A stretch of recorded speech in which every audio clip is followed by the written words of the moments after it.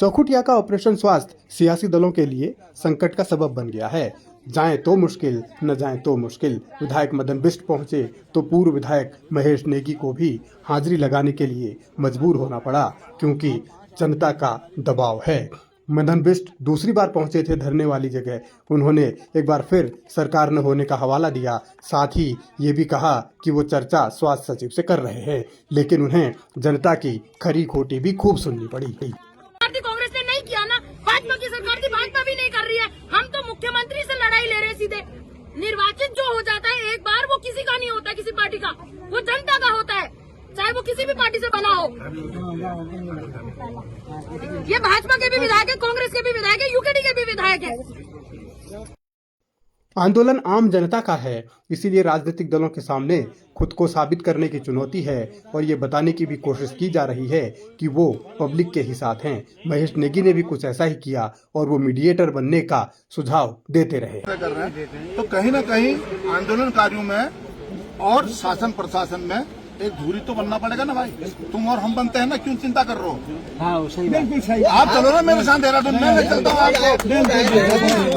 हम ये कह रहे हैं कि वो आए क्या, मंत्री के पास सूचना नहीं जा रही? अरे यार मैं क्या कह रहा हूँ आपसे, आप क्या कह रहे हो? ऐसा मत कहो ना जैसा आप कह रहे हो। मंत्री को यहाँ मैं क्या गलत? भाई बीच में कोई दूरी तो बनेगी ना भाई। सर पूरी सारे पेपर में निकलने से क्या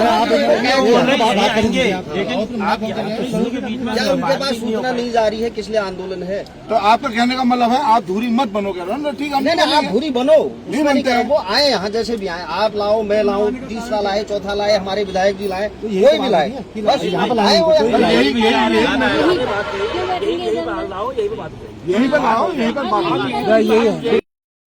चौखुटिया में आंदोलन का असर इतना ज्यादा है कि 2022 में बीजेपी के टिकट से द्वाराहाट में महेश नेगी के बदले चुनाव लड़े अनिल शाही भी आंदोलनकारियों के बीच पहुंचे थे। उन्होंने भी भरोसा तो दिया, लेकिन कर कुछ नहीं पाए। वो रोना यही रोते रहे कि अगर मैं विधायक होता तो ऐसा नहीं होता। लेकिन महेश नेगी शायद भविष्य के बारे में सोच रहे हैं, इसीलिए वो भरोसा देने में कोई कसर नहीं छोड़ रहे।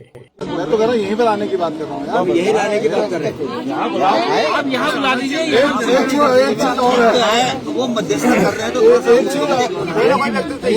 चीज और है, मैं लाने की बात नहीं कर रहा हूँ।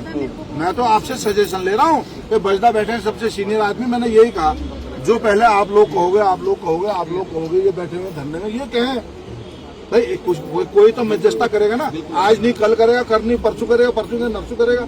इसी तो इसका जो है कैसे पटासेप करोगे बताओ जरा, कैसे करोगे? मध्यस्थता करने के लिए बिना मध्यस्थता कैसे होगी बताओ? अभी भुवन कठायत यहाँ पर नहीं है, तब तक भगवत मेहरा जी और बाकी ये जीवन भाई, ये लोग जो समिति बनी है, तो इन्होंने तो कहा मेरे को, हाँ ये ठीक है, ठीक है, वो इसी सजेशन समिति के जो लोग हैं वो बजदाई बैठे हुए हैं। महेश नेगी ने एक तरफ देहरादून तक अपनी पहुंच होने का हवाला दिया, लोगों को ये समझाने की कोशिश की कि वही बातचीत करा सकते हैं। साथ ही उन्होंने ये भी जतलाया कि अब वो पब्लिक के ही साथ हैं और धरना भी देंगे। मतलब 2027 का दबाव है और जनता जिस तरीके से आंदोलित है, आक्रोशित है, उससे हर कोई ये समझ रहा है कि अगर यहाँ साथ नहीं दिया तो फिर भविष्य में जनता का साथ, मतलब जनता का वोट मांगने का अधिकार भी वो खो देंगे। शायद इसीलिए ये चल रहा है या ये किया जा रहा है कि ज़्यादा से ज़्यादा आंदोलन में अपनी भागीदारी निभाई जाए और ये बताया जाए पब्लिक को कि वो उनके साथ हैं। और इसीलिए एक के बाद एक नेता पहुंच रहे हैं। मगर जिस रूप में ये आंदोलन चल रहा है उससे बहुत साफ है कि डबल इंजन की सरकार के लिए चुनौतियां बड़ी हैं और आने वाले दिनों में अगर सही फैसला नहीं लिया गया तो अंजाम भी भुगतना पड़ सकता है।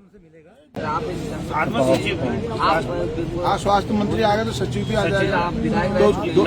हम नेताओं को ही गाली देते हैं, नेताओं के नारे लगाते हैं। मैन इन अधिकारियों की भी गलती है, ये अधिकारी को आने चाहिए, इसको भी गुस्सा फोड़ना चाहिए इसके सर पे। दो चीज एक चीज और बताना चाहूँगा। जब मान लिया अगर किसको यहाँ बुलाएंगे तो अगर पूरी जनता के सामने फैसला करोगे तो फैसला नहीं हो पाएगा।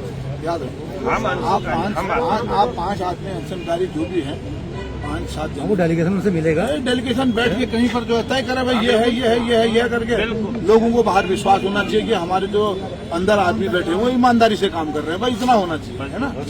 तो ऐसा कर लो, करवा देता हूँ, कोई प्रॉब्लम नहीं।